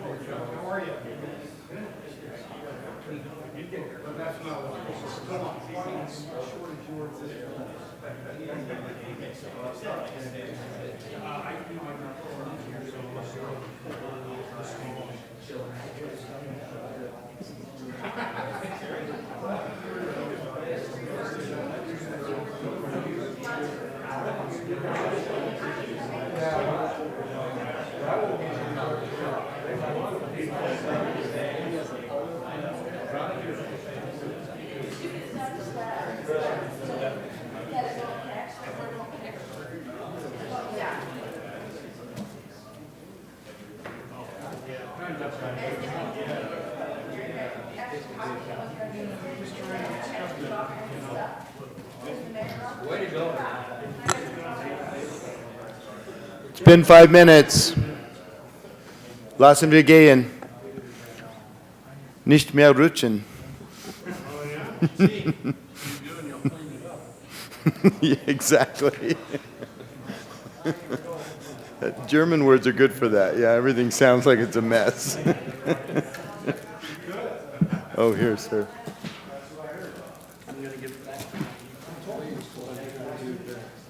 Okay, great. But usually when I say that, it isn't.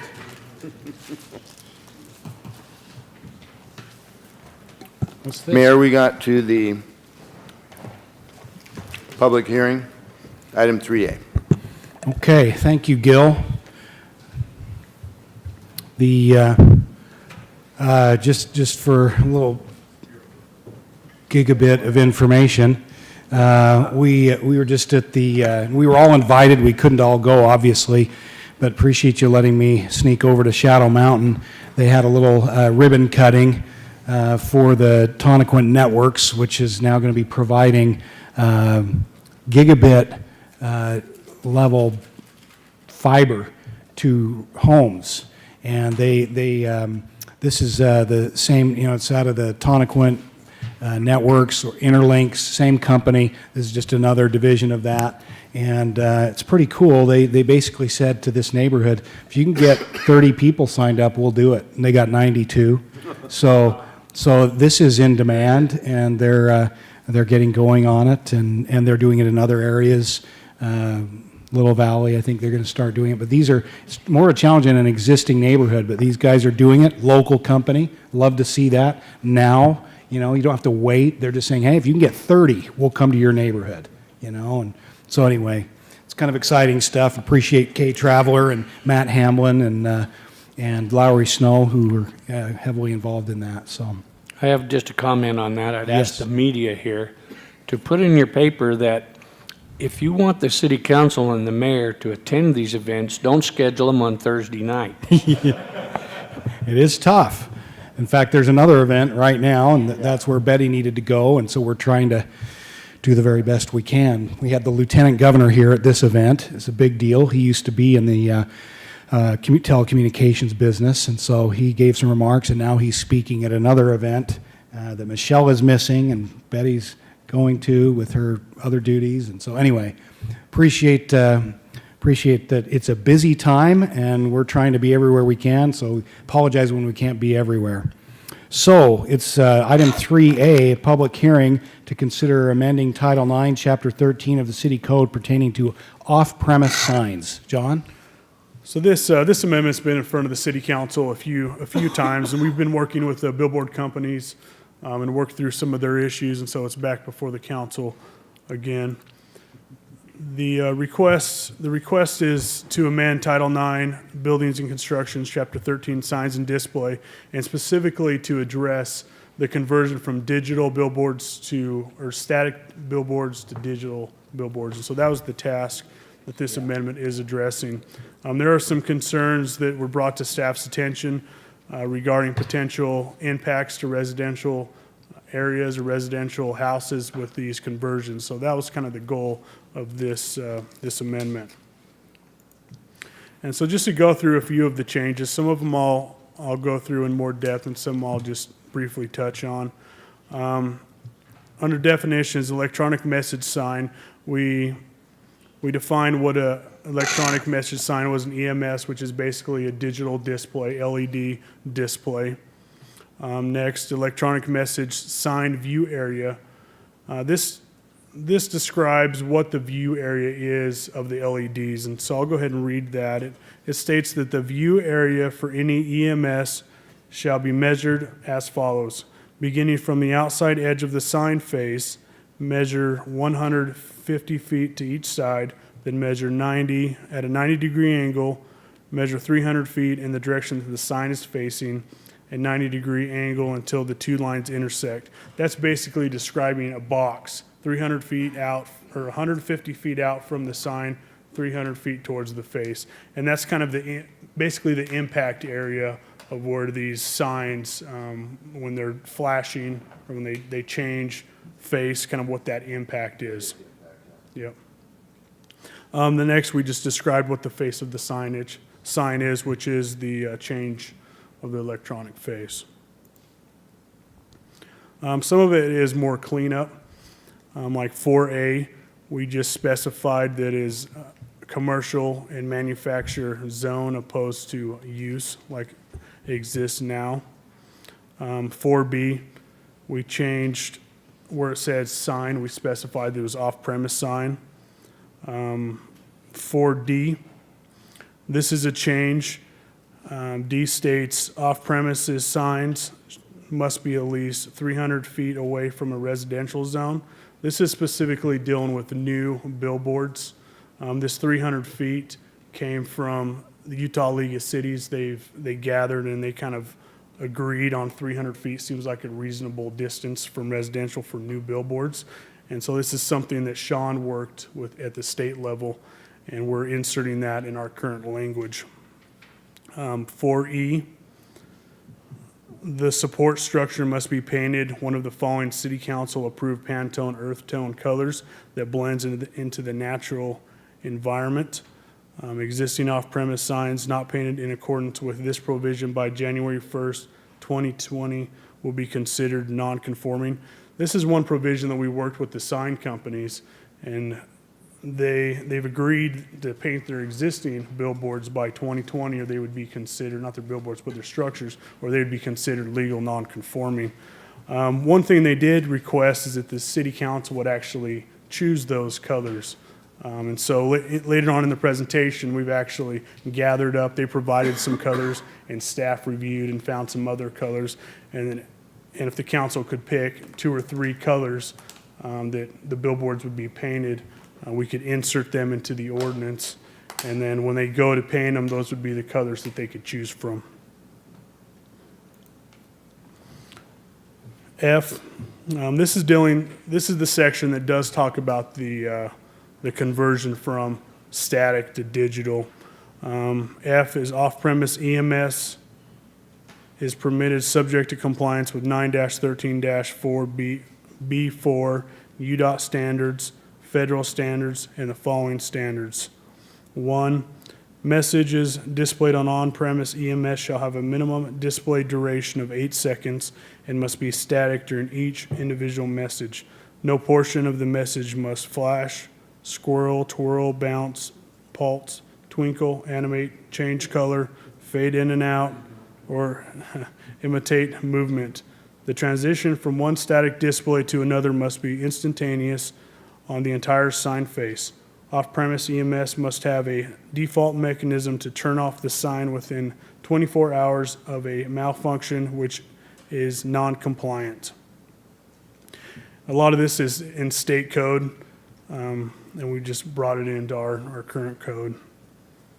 The other deletion is animation. No video animation and motion is permitted. Obviously, in F1, that addresses any of those movements that wouldn't be permitted. Brightness. This describes the calculation that's used by the industry to dim as the sun goes down and increase as the sun goes up. And so this is just that calculation that explains how that is done. Again, consistent with the state and so forth. Yeah, that's kind of the industry standard on how they calculate that. Okay. Yep. 5, off-premise EMS must be at least 300 feet away from any residential zone. An existing off-premise sign within 300 feet of a residential zone may be converted to EMS if the EMS and the residential zone is separated by topography or a geological feature which is permanently visually obstructs the sign from the residential zone or the electronic message sign view area is not located within a residential zone. And so there's 3 instances where they can have a billboard and still be within that 300 feet. The one is if there's some topography change or geological feature that'll permanently block that visual to the electronic EMS. And then the third is if they're not located within that electronic message sign view area, which was described under the definitions. That's been kind of the area that's been designated to have the impact. And so as long as the residential is not located within that square, then they can apply and receive the conversion to an EMS. 6, the following certifications are additional standards of approval or continuation of any off-premise sign. And so A, B, and C, this is a requirement of the city that the billboard company has to provide us with a certification stating that they comply with the dimness and make sure they comply with all of those sections. B also states that the city from time to time can request that they recertify their sign to ensure they are in compliance. C allows the city, if we feel that a sign is not in compliance, that we can actually go out and verify that they are in compliance with our code. The last section that we modified was non-conforming signs. We specified that changing a copy of an off-premise sign that's non-conforming is not an alteration. And so a billboard company can, if their sign is legal non-conforming, they can change the copy and it's not considered an alteration under non-conforming. So staff went out and took pictures of signs. Some were painted and some were not painted to see kind of what the environment is and how the different colors blend with the surrounding environment. So we took a few pictures. This is the Dixie Center. This is kind of the lighter color. It's a nice looking sign. the lighter colors seem to stand out a lot more. This is probably a pretty good example. You can see in front here, there's a lighter color sign, and in the back, there's a sign that's painted a dark brown color. The darker colors seem to blend a lot better than the lighter colors did. This is kind of a close-up of the darker colors. These are a few of the different colors that were provided. When we reviewed them, we felt that the bottom three colors, this is a Pantone. I guess this is the industry standard. It actually has a number that is associated, and so wherever you go, if you provide this number, that'll be the shade of color that it is. When we looked, we felt that the bottom three seemed to blend well. The sign companies did provide us with some Pantone colors. And so they requested that three of those be chosen. Mayor? They're all pretty dark. They are. It'd be nice if they had one option, the third from our left, everyone's left, I guess. Seems to be an option that might give them a chance to do something a little different.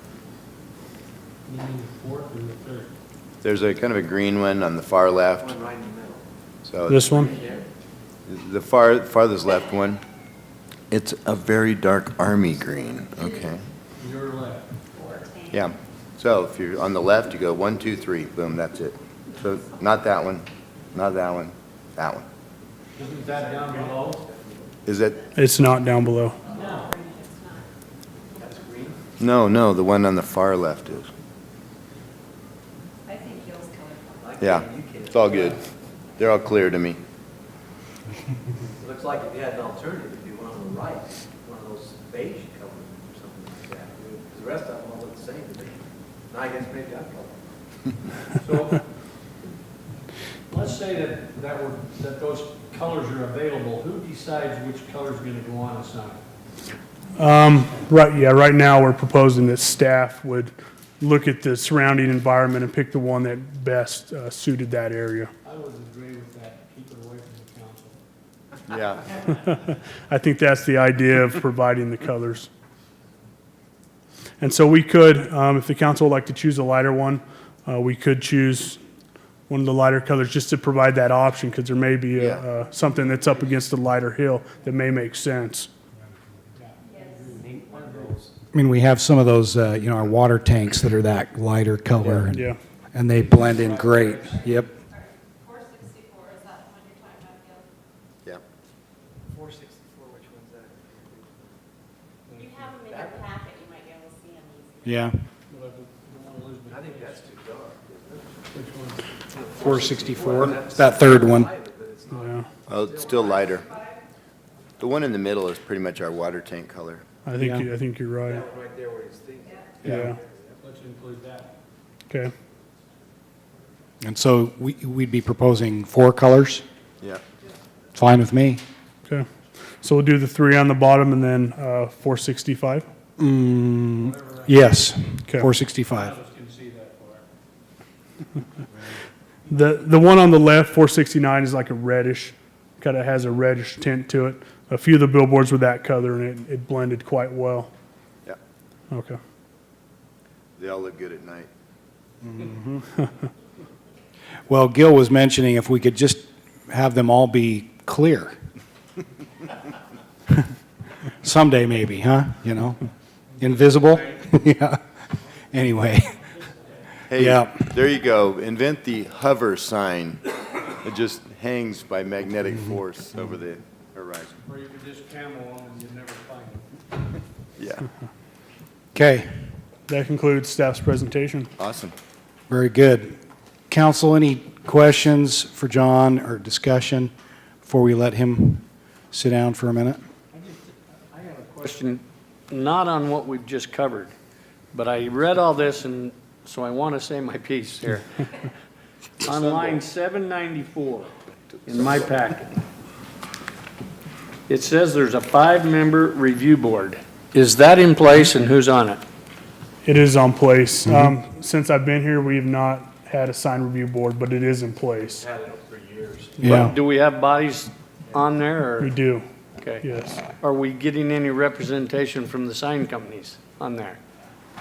You know, I'm not sure who's on the board. I'm not sure. I would strongly suggest. We haven't had anything before the sign board We for haven't been here. years, so. Yeah. Well, I since know, I've but been you here, we can't, haven't had if one. you're gonna have We that, need to you can't call a meeting, find 5 people first and then call a meeting. Well, that's what I'm We saying, oughta is have we that need to place. reconstruct the Yeah. board, because I'm sure it's been years since we had a, I remember going before that, actually. It's probably about 8 years ago. I remember going before them with the chamber to talk about some of the things. And so it's a good point, and we can, like we've done several of the other boards, you know, either replace some people or see if they're still interested and kind of reappoint them. Right. Yeah. Reinvigorate. I know in the past, we had an architect on there Right. and, you know, business people, so.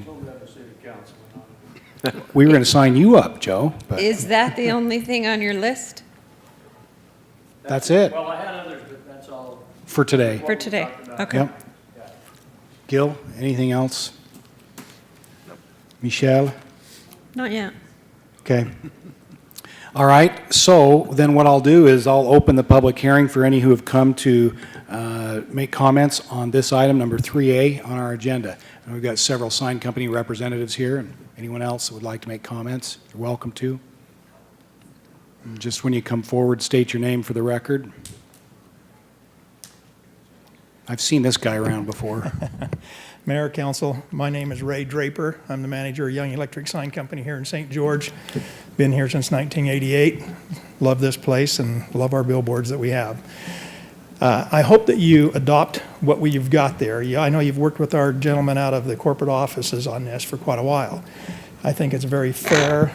And one of the problems we have, I sell these boards all the time in southern Utah. We are limited today with billboard space. And the only way, we eliminated it years ago when we wrote the other ordinance, that we could not have any other structures. The way it's written, you physically cannot put any other structures in that I know of, unless Gary can tell me where I can get one, and then maybe I'll do that. We'll talk later. Yeah. But the thing is the only other way, as the city grows, to have billboard advertising space is to have a few of these billboards around. The way that it's currently written for your approval will give us some additional space to do that. That was kind of like the same thing on North Bluff and Sunset, which has been an absolutely wonderful board, and I haven't heard any complaints about that since the first week after it was opened. Gary even loves it. He told me he loves that one. He does. He's always talking He goes about how by he it all the loves time. it. He says, now I go the other way, so I don't have to look at it. I go down around the golf course. Just kidding. So anyway, you know, I do hope that you approve it. It's the very first board that went up by the Dixie Center. Mm-hmm. I'm on vacation. Gil calls, or I hear Gil wants this thing shut down because it's glaring in his back room. It absolutely was.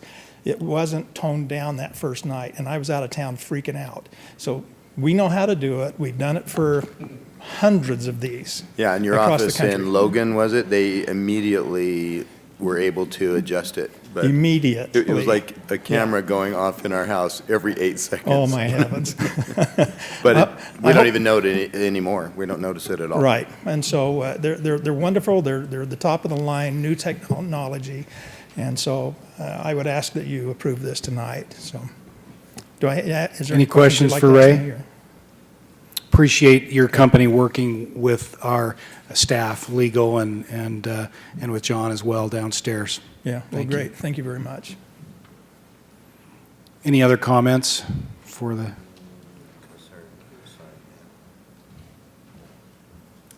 Mayor, Mr. City Council, Ed Baca, concerned citizen. A question concerning the toning down of the brightness and the impact on the college signs. Is there any a chance that might be applied, especially since we're looking towards the Dixie Applied Tech going to be up on the old airport side on top of the hill as to the brightness in those homes? Does this ordinance impact the colleges in any ways where they can tone that down? Gary, you want to comment on Well, that? for the DXATC, they wouldn't have a sign. Right. Because that's an off-premise sign, so I don't think it would have an effect there. We're still trying to figure out the college, to be honest with you, because they started out as a sign to advertise the college, and now has changed a little bit. And so we understand with, I'm sorry, I keep saying the college, but the university will need to deal with that. And certainly if it's allowed to continue the way they are, they'd have to meet these standards, I would hope. But that's another issue we probably need to look at. Visit, yeah. Because it really, I don't know if it meets all the parameters there. With the original intent, I'm not sure it meets that either, but we'll be happy to look at it and see where we're at there. And I think that we've appreciated Sean, and he has a love-hate relationship, I guess, with the sign companies up in doing battle in Salt Lake. And He loves discussing them, the they hate him. I don't know I what don't know is it. which one is which, but they seem to have come to terms, and we appreciated the comments. I just think we need to make sure that we're addressing the issue that's been advertised in the public hearing. And when we talk about, additional signs and all that, that would have to be a later discussion because it hasn't been advertised that way. It's advertised as it's on the agenda, and that's something you can bring up at your leisure. And if you want to look at the ordinance and those provisions that deal with signs and the spacings and all that stuff, that's just another issue, another time and place. But tonight, I think we have consensus. I think that we support it as a staff, and we think it makes the necessary changes that we feel need to be done. And we as a staff would support the approval of that as it's been presented tonight. Thank you, Gary. Any other comments from the public? Yes.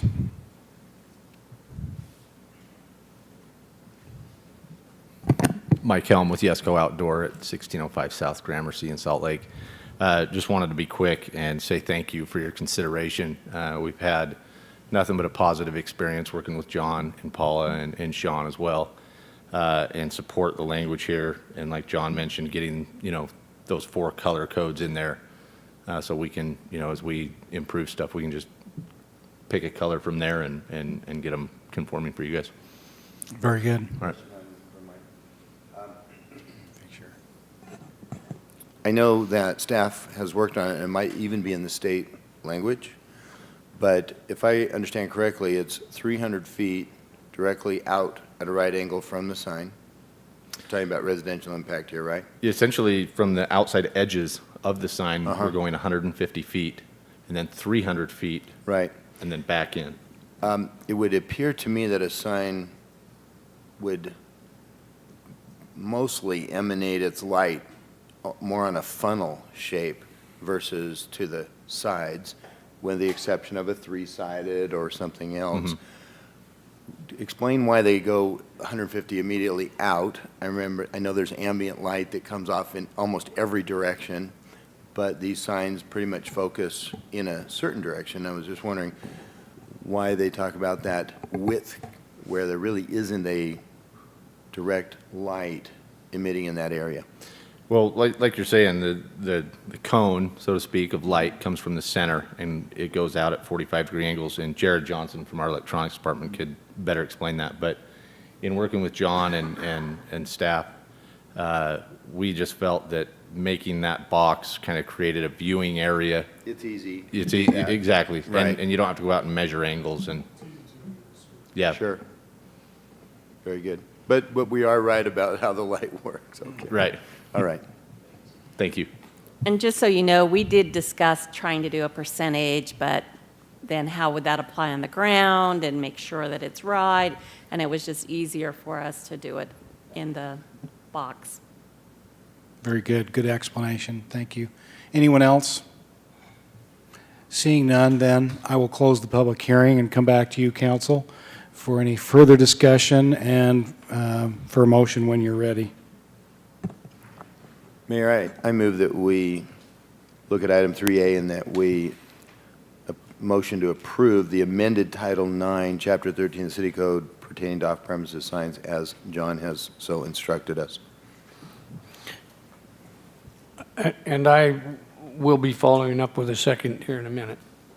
I think Why don't there- you second it first if you're going to? Because Okay, I will second that right now. Okay. Any discussion on the motion? Yeah.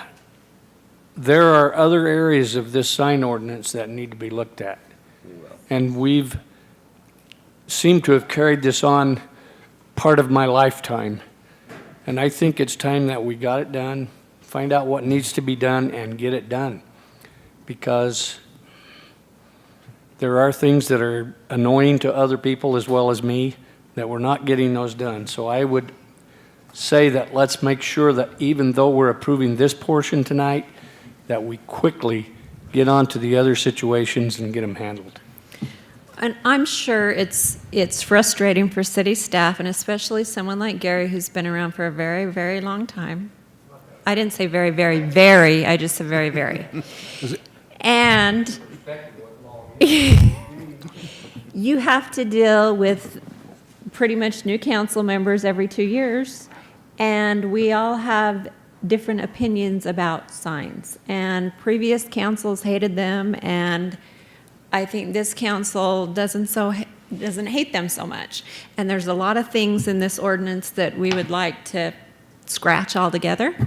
And so if we could really get a work meeting together and invite, realtors, chamber, business owner, whoever wants to say, so we can listen to them and see what they have to say, and we can get this done, that would be great. And I know there's going to be some direction coming from the league at the meetings in a couple of weeks, and that'll be helpful too. But so I agree with Joe. Well, just a couple. Yeah, no, go ahead. I was just going to call Obviously, Paula. we have issues with the Supreme Court rulings that we're going to have to deal with the ordinance, but I wouldn't go as far as to agree totally that past city council people hated signs. I don't think they did. I just think that somewhere there's a balance, okay?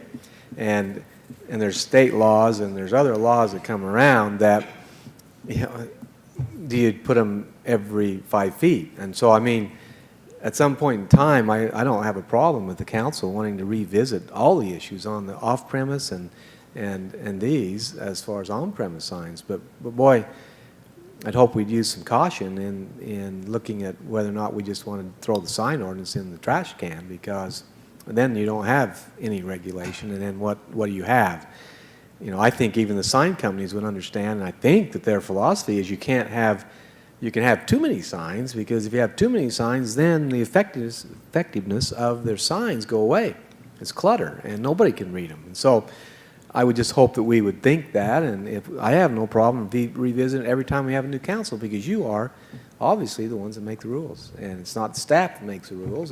But we would appreciate if you've got specific concerns that you want us to address in the ordinance. If you gave us those specific concerns and a list, then we could be better prepared to address it in a work meeting, and just opening up the work meeting to every possible person that wants to come in and say, we're going to have abridgment of rights and everything else we want to sign. We want to have one as big as we can, and we want to put it everywhere. I mean, Ray knows how long we have gone through the off-premise signs and the on-premise signs and the battles that you have, and there's a compromise there somewhere, and that's what we try to reach. Maybe we're too much to compromise on one side versus maybe needing to move the other side. That's something that you have to direct us as council people and representatives of the voting public that we may not know as a staff. So, well, and I don't think we're just talking about billboards. I mean, I was talking about... Well, you're talking about on-premise, off-premise. Well, obviously. Exactly, but, balloons on cars and, all of that's in here, and we need to address some of that. A-frames, you brought up. A-frame signs in front of a business saying, hey, we're having a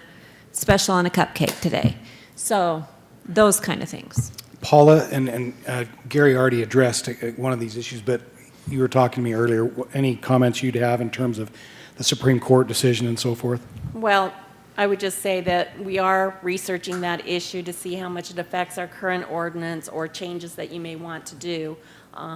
There are obviously some changes that occurred with that case, and it does affect city ordinances with signs, and A-frames that you're talking about are some of them, and the flags and the banners and the stabber signs are all things that case talked about. And so we will be talking about it at the league. We will be having those discussions with other attorneys that are doing research on this as well, to see what their thoughts are on it, and then we'll be able to come back to you with some ideas on what we can and can't do, or at least what the risks are if we do them.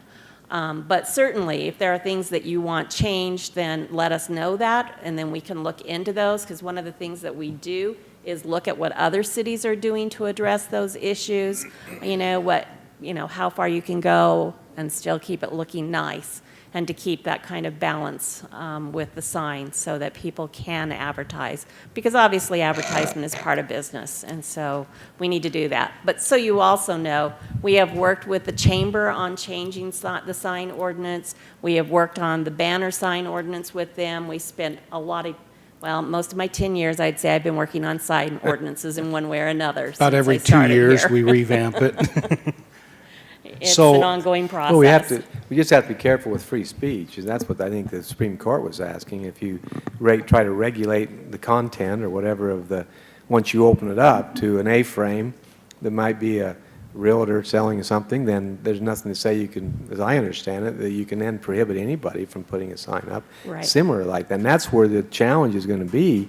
So if we jump into the middle of it and we don't take that Supreme Court ruling into place, and we may be revisiting again if we've got those issues. But there's some of the things that in the ordinance we may be able to deal with without worrying about the Supreme Court issue, because they're specific in certain areas. If there's other areas of the ordinance that we need to look at before we even get that ruling, then we can go if you just tell us what that is. Submit the list to us, and we'll get John working on it, and then we can have a work meeting. So I would think the work meeting wouldn't be effective until we know what that interpretation of the Constitution or the Supreme Court ruling. So, What's a reasonable time frame based on what you're thinking we'll learn at the league that they're gonna do a breakout session on, I believe?